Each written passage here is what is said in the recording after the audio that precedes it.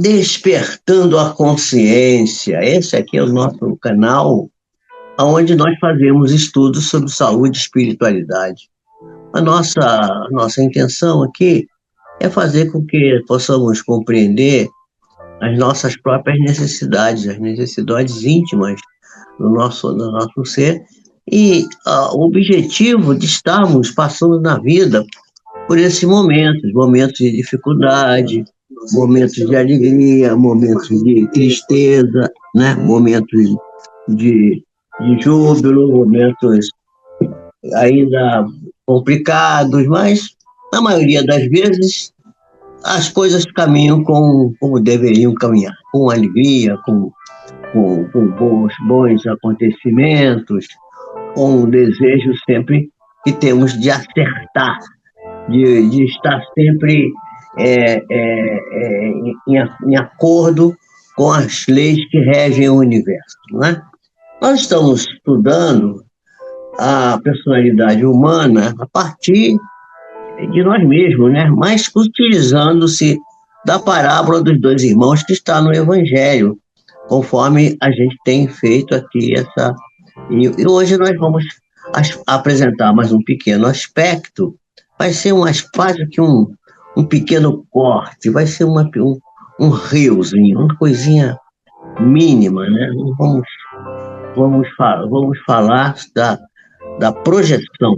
Projeção. Há pessoas que estão geralmente, quase sempre, né? Reclamando, que tem dificuldade, que as coisas não estão andando bem. Meu Deus, o que eu posso fazer e tal. Mas não consegue perceber que o problema que ela está enfrentando é um problema gerado por ela mesma, né? Ela própria é a razão da sua dificuldade. Nós estamos sempre atribuindo as nossas dificuldades, essas pessoas, principalmente, que pensam assim, aos outros, né? É um fato recorrente. Aqueles cuja consciência de si mesmo ainda não despertou, ainda está obscurecida pelo não despertar, né? De fazer esse tipo de coisa. Porque todos nós gostamos de viajar, gostamos de ir para um lugar novo, conhecer outras pessoas, conhecer outros lugares, conhecer novos ambientes. Todos nós gostamos disso. Mas nós fazemos uma coisa, não fazemos, aliás, uma coisa que é muito importante, que é viajar para dentro da gente mesmo, para tentar conhecer nossos próprios interesses, né? Então nós vemos na parte da parábola que a gente estava tratando, né, que o filho mais velho ele está muito sofrido, ele sofre muito, pois ele não se percebe tratado com deferência pelo pai. Ele acha que o filho mais moço, que o irmão dele, era tratado melhor que ele não recebia do pai os mesmos cuidados, o que não era verdade, né? E ele queria, na realidade, ser tratado com mais deferência, com mais atenção, com mais carinho, com mais, né? Queria ser tratado de maneira especial, né? E fica muito revoltado quando vê que o pai matou o bezerro novo, o bezerro gordinho, para festejar a volta desse irmão, né? E ele acha que esse irmão não devia receber, porque ele era o perdulário, ele era o pecador, ele era a pessoa que cometeu erro. A gente às vezes vive julgando os outros, a gente está mais preocupado com o outro que com a gente. E a gente começa a achar, eu que sou bonzinho, eu que faço tudo certo, por que as coisas não acontecem para mim? Porque as pessoas aí ganham, têm sorte, eu não tenho sorte, eu não consigo. Enfim, as pessoas vivem fazendo isso. Mas o pior é que esse filho mais velho, ele não percebe que a causa do sofrimento dele está nele mesmo. É ele próprio a causa do sofrimento. Não é outra pessoa. Não é outra pessoa. Esse fenômeno psicológico que faz a pessoa fazer isto chama-se projeção. Quer dizer, que é isso, projeção? A pessoa projeta no outro a causa da sua desdita, a causa do seu sofrimento, a causa dos seus problemas, né? E isso é gerado pelo orgulho ferido. A pessoa, ela acha que ela está sempre correta, está fazendo tudo direito, e que os outros é que estão fazendo errado. E que o outro que faz errado é que está prejudicando ele. Então, ele não consegue ver que a própria conduta dele é que está causando aquela situação, vamos dizer assim, de dificuldade para ele, né? As pessoas que cultivam a máscara nesse nível, porque isso aqui é uma máscara do ego, né? A gente está vendo aqui a manifestação do amor na sua forma de pseudo-amor, um amor falso, né? As pessoas que fazem isso nesse nível, elas estão focadas mais nos outros que em si próprias, né? No que os outros fazem, no que os outros deixam de fazer, e acredito que somente elas são as cumpridoras dos deveres, são as pessoas corretas, são elas que seguem os mandamentos divinos, e que ela que deveria ter privilégios, e não esses outros que são os pecadores, os que estão errados, que deveriam ir para a Geena, ir para o inferno, para algum lugar desse tipo, né? E eu digo, por quê? Porque ela acha que as demais pessoas são pecadoras, e ela não, e ela é a pessoa correta. Então, quem é pecador, segundo o conceito dessas pessoas, tem que ser banido, tem que ser expulso, tem que ir para um lugar de sofrimento terrível. Enfim, essa questão que está incitar em muitas das mentes. E aí a parábola diz assim, e ele, né, disse, o pai, né, falou para ele assim, mas filho, tu sempre estás comigo e todas as minhas coisas também não são tuas, né? Jesus, nesse trecho da parábola, ele deixa claro que o pai sentia-se junto ao filho, estava sempre ali próximo do filho, ao contrário do que o filho pensava. E que todos os recursos que ele, o pai, tinha, ele estava sempre oferecendo para a sua prole. A sua prole podia usufruir de todos os bens que esse pai possuía. Então, Deus nos dá todos os seus meios para que nós possamos evoluir, mesmo quando nós não sentimos isso. Nós estamos sempre recebendo do Pai Celestial os influxos necessários para desenvolver o nosso crescimento, né? Nós estamos aqui já recebendo alguns companheiros aí, já aí conosco a Elaine Santana. Boa tarde, boa noite, minha querida. Seja bem-vinda. Né? Mas, então, nós estamos vendo que Deus sempre nos ama. Nós sempre está sempre nos preocupado conosco. Nós colocamos outro dia aqui o vídeo, né, a chamada para o vídeo, que Deus não abandona, mostrando que Deus nunca nos abandona. Nós é que abandonamos, saímos da casa do Pai, abandonamos o Criador. Por isso, Deus está conosco sempre, independentemente de estarmos em comunhão com Ele ou não. Às vezes nós estamos numa situação muito triste, mas Deus continua nos apoiando, continua nos ajudando e continua despejando sobre nós as suas graças, né? Mas pelo fato do filho estar perto da casa, esse filho mais velho, ele não estava na casa, ele estava perto, estava lá no campo, não queria entrar em casa, isto é, não querer entrar em casa, quer dizer, não quero participar dos mesmos pensamentos do meu pai. Eu tenho a minha vontade própria e acredito que eu que estou certo, e meu pai está errado. Quer dizer, muita gente acha que Deus está errado. Há pouco tempo eu estava vendo um livro de um grande cientista, uma pessoa até muito inteligente, muito bacana. A pessoa falou um negócio assim, tipo, o universo é um grande erro, criticando Deus. As pessoas têm o cara é um grande cientista, um grande cabeça, professor de matemática pura numa universidade grande dos Estados Unidos. É brasileiro esse homem. Ele escreveu, inclusive, um livro com esse nome, o universo é um grande erro. Tá aí o livro, quem quiser ler. Mas não vale nem a pena. Olá, Vera Lúcia, boa noite para você. Né? Elane e Vera Lúcia estão aí. Né? Estamos aqui, somos maioria absoluta. Muito bem.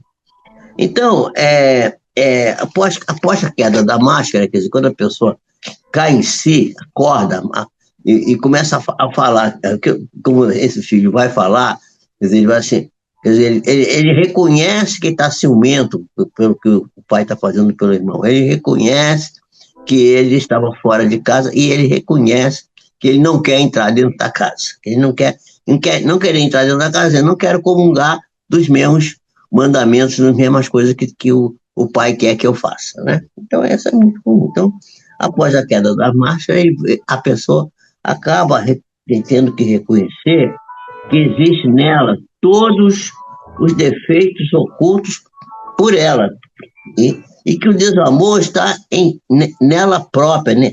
Em si mesmo, muito vivo, oculto. Esse falso amor, esse pseudo-amor está nela, e ainda mais intenso pelo fato de ter ocultado até de si próprio, né? É muito comum, por exemplo, na psicanálise, o cliente do psicanalista está em tratamento e ele começa a achar que o psicanalista não gosta dele. O psicanalista não gosta de mim, acho que ele... Não tem nada a ver, o psicanalista não gosta nem deixa de gostar, é neutro. Na realidade, a pessoa tem alguma irritação, alguma antipatia pelo psicanalista, mas projeta no psicanalista essa antipatia, é uma projeção, projeta aquilo que está nele para o outro. E às vezes essa projeção já vem de longe, porque às vezes não é nem uma coisa que é ele. Essa antipatia pelo psicanalista, ela vem, por exemplo, de uma outra pessoa que tem autoridade sobre ele, a mãe, o pai, o chefe, a autoridade qualquer, que influi sobre a vida dessa pessoa, e ela tem raiva dessa pessoa. Aí ela transfere essa raiva para o psicanalista. Ou então, acontece muito frequentemente, também da pessoa ter essa projeção, é uma atitude que a pessoa, por exemplo, ela não gosta dela mesma. Ela tem irritação consigo própria. E aí joga essa irritação, porque ninguém gosta de mim. Quem não gosta dela é ela mesma. Isso é projeção também. Então, isso é muito interessante esse estudo. E como é que a pessoa pode se livrar disso? Fazendo a viagem para dentro de si mesmo, né? Esse é o caminho. Está aí também a nossa querida Miriam Baltar. Miriam, vamos olhar para frente, vamos levantar a cabeça, né? Então a gente vê que isso aí é uma coisa muito interessante. A mensagem que Jesus quer passar aí, nessa parte da parábola, de respeito de como são nocivas as máscaras que nós afivelamos no nosso rosto, pois nos fazem nos distanciar mais intensamente da nossa própria essência, que a nossa essência é o que a nossa essência é? A nossa essência é amor, né? Por quê? Porque nós descendemos diretamente do Pai Celestial.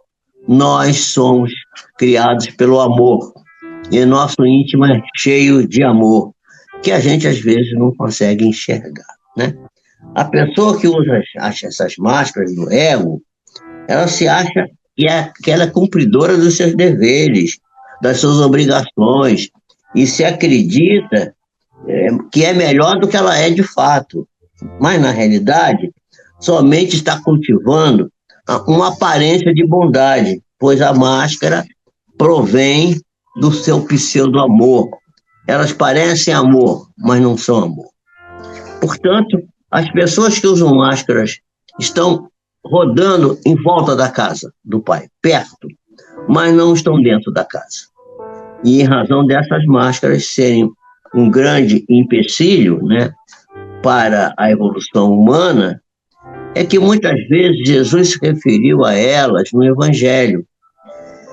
colocando com todas as letras, de uma forma muito clara, bastante enérgica, incisiva, por serem extremamente nocivas à criatura no seu processo evolutivo. O ser humano pode se utilizar de vários mecanismos de mascaramento do ego.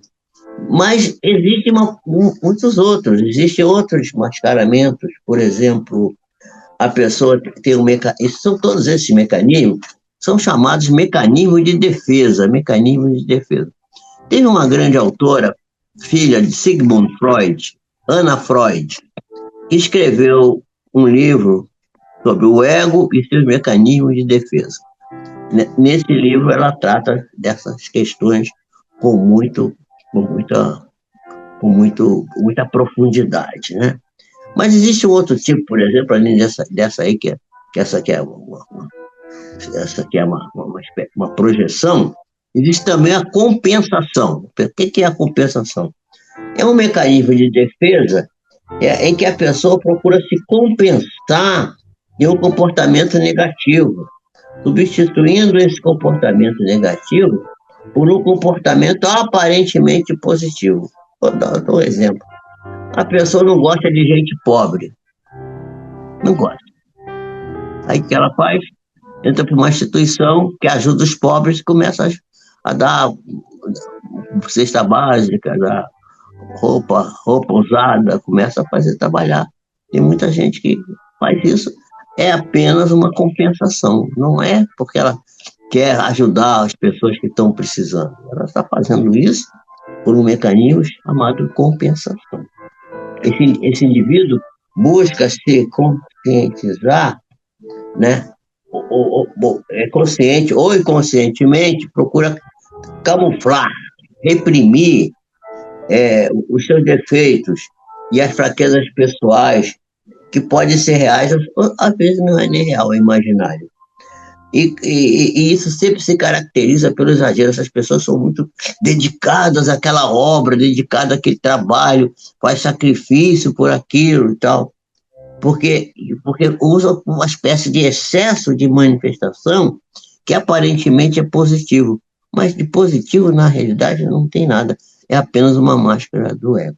A compensação tenta fazer com que a atenção das outras pessoas sobre ela se desviem dos seus defeitos, sejam eles físicos ou morais, por meio da exacerbação, quer dizer, fazer muita coisa, uma característica socialmente aceita, uma coisa que todo mundo acha que bom como ele é caridoso, como ele ajuda, como ele faz, né? E na realidade é só um comportamento disfarçado de compensação. Mas esse comportamento ele é baseado na repressão das negatividades. A pessoa não consegue conviver com as negatividades, mas tenta reprimi-las. Não consegue trabalhá-las, mas tenta afastá-las através de um procedimento que é exatamente contrário daquela questão.